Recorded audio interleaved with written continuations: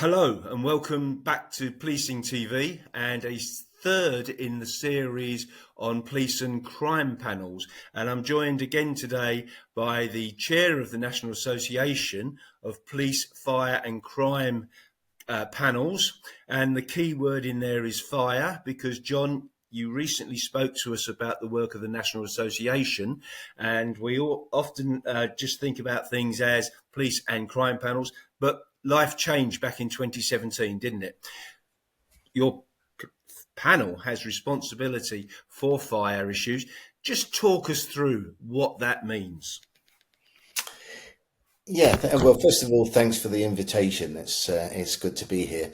Right, as you said earlier, that I am the chair of the Essex Police, Fire and Crime Panel.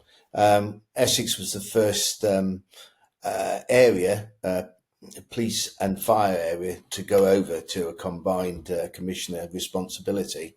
And it was a learning curve, as you would expect, but actually the transition was really quite straightforward. Now, whether that was straightforward was because we had a good commissioner. I'd like to think we also had a good panel, of course. Or whether it was because we'd done the groundwork in getting there and it was a smoother transition. Whether it was because the fire and rescue service was open up to the fact that they would be brought together, or whether it's a combination of all of those. And I think it is a combination of all of those, because it could have been the perfect storm that smashed the ship to pieces, or it actually could have been the perfect storm that took the ship down its route much smoother and faster. Let's just say faster than we all thought. So back in 2018, we had a submission to the Home Office, which was a business case. When I say we, it was a we factor as well, because the Commissioner put the business case together and quite rightly, as well as the consultation with the public, he put it in front of the panel, or selected members of the panel that wanted to get involved. And they helped shape the structure and form. The numbers, of course, were all down to the Commissioner, but if you like, the what would make it attractive to the public to take it forward, and hence the Home Office was helped with the panel. It was accepted and the rest is history, as we say, and we became the first of what is only 5 out of the 41 panels in England and Wales. Right. Do you see a future where more will be taken over? The change could be more expansive? It's a good question, and one that I've mulled over for a number of years, as you'd expect. It's not a simple answer, because there's differences. There's fire and rescue services aren't necessarily in the same area as the policing side. So you've got areas that are spread across different commissioners and therefore not necessarily aligned to the same policing area. So what do you do about those? So if an area, for example, comes under fire and rescue, comes under 2 commissioners, what are you going to do about that? There's one issue.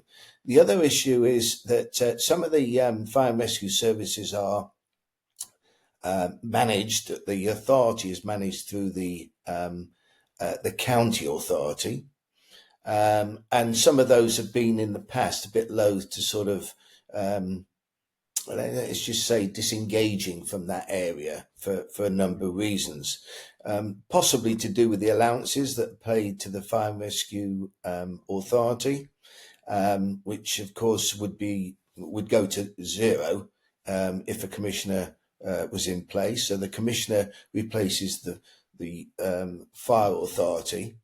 The panel continues on as a to challenge, scrutinise and support the commissioner. Yeah. Did you see an increase sorry, John, did you see an increase in work for the panel? Were the panel themselves a bit concerned that they're taking over the work of the old fire authority, for example, in your area? You can only speak for your your area. But was there an increase in work as far as admin was concerned, bureaucracy? Well, there's obviously different reports, new reports to look at, and challenge and support, as I said earlier. So yes, there's additional work in doing that. But then if your forward plan is appropriate, it means that these things are already aligned up, so that throughout the year you know what's coming down the line. Our panel sessions, which is now for police and fire, have not changed in size, in length, should I say. Right. Okay. And I think that's because we have a commissioner with a good OPCC, and we have excellent panel support to bring those elements together so that it becomes more palatable. Now, yes, we do on occasions get upwards of 400 to 500 pages of report to deal with at a sitting, yeah.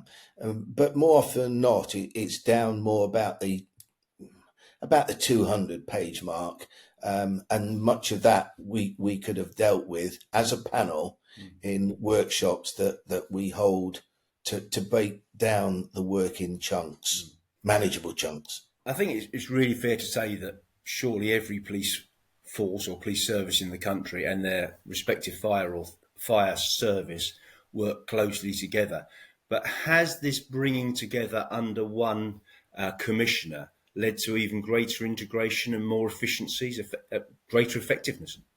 Yeah, in my experience and my view, definitely. Yeah. The thing is, it takes a very brave commissioner to go towards taking over the governance of, and there were a number of reasons for that. One of which is that they only get £3,000 more a year to take on quite a sizable chunk of additional work. Yeah. So the incentive there is, well, why bother for 3,000? Yeah. So I think there needs to be a bit of a view on that, from an outsider. But actually more important than that, it's known through reports, etc., that some of the fire and rescue services, say back in 2017, were let's just say of a culture that wasn't acceptable for the future. Let's leave it perhaps like that, yeah, and that things needed to change, and it's quite difficult to change, incrementally year by year, but they needed to change rather rapidly. And Essex is one of those. Well, I'm not talking out of turn here. I'm talking about what's in the public domain at that particular time. The difference it's made is significant. The public may not know the difference, yeah, but from an employment perspective, from a good place to work and a place that people want to join, it really has improved. And it's difficult to put your finger on why that has been the case, but it's definitely meant it's better. It's highlighted the fact that the fire and rescue funding from the government is not ring fenced, which means if you haven't got a responsible commissioner looking at those things, it could go off rail. And also it is opened up for, let's just say, authorities who have got control of the fire and rescue service to use the funding and the reserves in a way that isn't necessarily improving the fire and rescue service itself.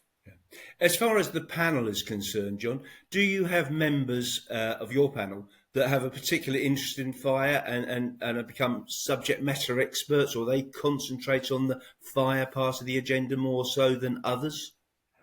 Well, as far as Essex is concerned, there are members that were many years ago the fire authority members, yeah, and they drop off year by year because things change. But actually, I encourage all of the panel, and all of the panel take up the offer of looking behind the curtain of operational awareness.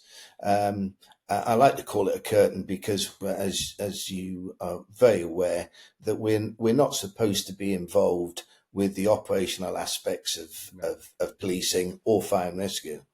Um, and therefore, what I try to encourage is the opportunities for visiting the fire and rescue sites, visiting the workshops, as we did fairly recently, looking at the operational areas of both fire and rescue and policing, so that the panel members can actually get a feel for when projects are being put forward in terms of this is where we're spending our money. They can appreciate why it needs to be spent there, and they just get a better feeling of working with the people on the ground, asking them questions in a